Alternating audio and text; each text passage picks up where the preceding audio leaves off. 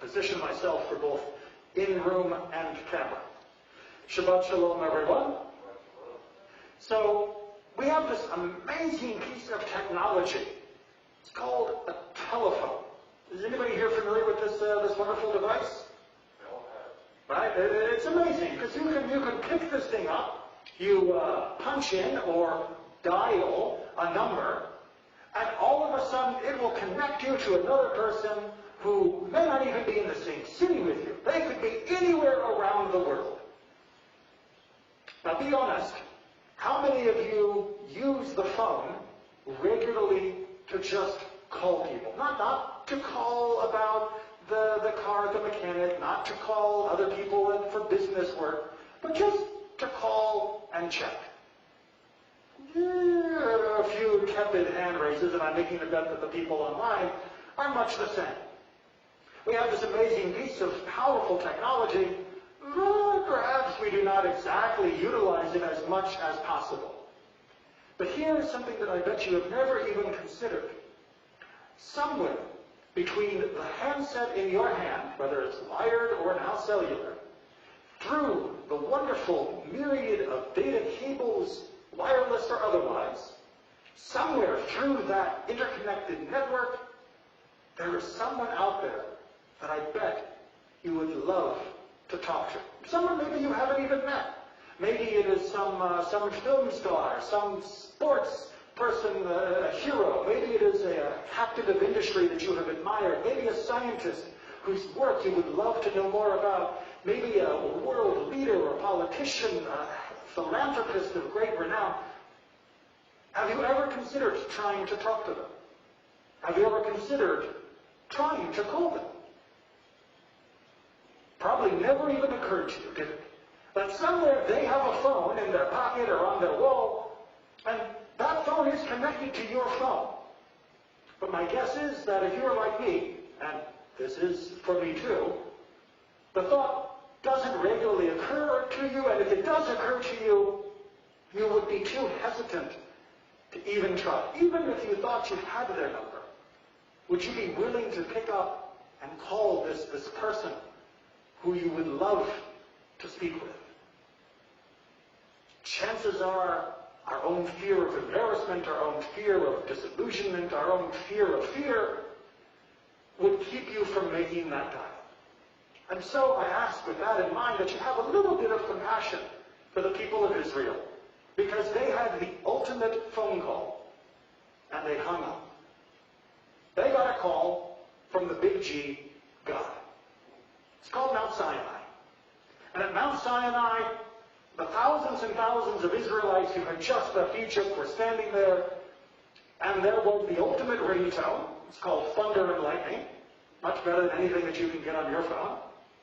And God began to speak to them. God revealed his presence to them, and they went, whoa, hold on. Moses, could you take this call for us? They turned to Moses instead. Here they get the chance to talk to the ultimate, in capital U, ultimate, and they pass the receiver to someone else. Now, we can say, if I had a chance to talk to God, I'd be talking to God all the time. Really? You have a chance to talk to God daily. Do you use it all the time? No. They had the awing experience of God's presence, and it simply was too much for them. And so they asked for Moses to go and talk to God instead. To have him be the intermediary. You tell us what God says beyond God's revelation of God's presence. And so most commentators believe that the Ten Commandments and the rest of the Torah, that only the very beginning were given to all of us at the same time, but by our own decision, we had Moses take the rest of that call and then give us the minutes of his conversation. But the funny thing is that Moses, appointed as our emissary, when he was transported through vision to heaven, there was another group who didn't want God to take the call. Just as we chickened out from our side, there was a group in heaven who didn't want God to take his part in the call. In fact, they were astounded that this guy Moses would have the temerity, have the audacity, have the chutzpah to talk to God and to ask for the Torah, to ask for God's instruction. Because no one else had received the Torah at this point in human history. And the angel said to God, "Who's this that is now in our midst? How dare he think that he and humanity deserve the Torah, deserve this most perfect and beautiful expression of God's will for the world? Get out of here. God, hang up on him," would be the modern equivalent. But Moses turned to the angels. He said, "Excuse me, what's in the Torah? Have you guys ever actually read the book that you're saying I shouldn't be allowed to have? Because doesn't it say things like, don't murder? Is there murder in heaven? Doesn't it say, don't steal? Do people steal in heaven? Doesn't it say, don't lie? Do people lie in heaven? Tell me, angels, are you in need of this instruction?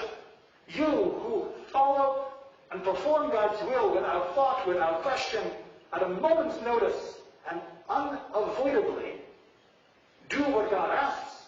Do you need instructions? Do you need the Torah?" The angels, for their part, sheepishly hang their heads. Moses is saying, we need the Torah. Yes, the Torah may be beyond the true understanding of this world, and it may be a greater gift than we deserve, but we actually need it. You don't.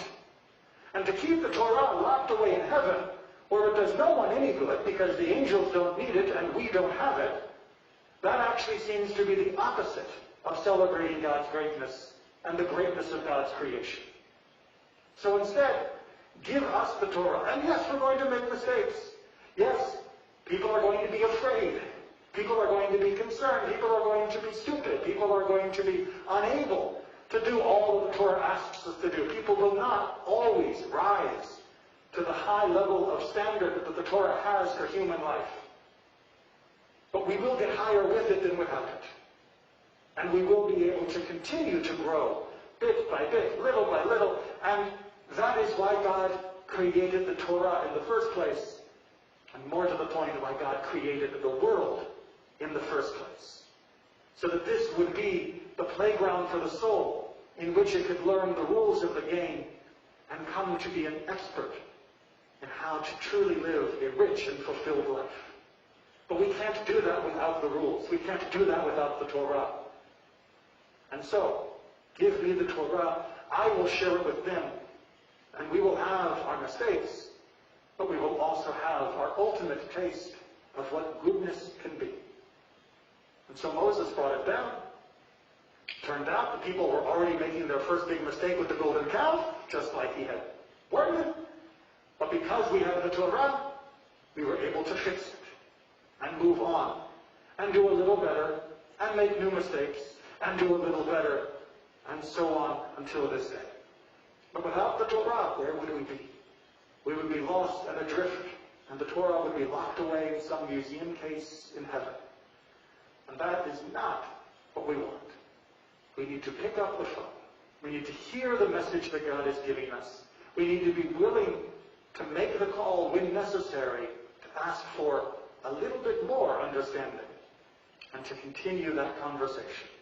We won't always get it right, but we will do better tomorrow than we did yesterday. Shabbat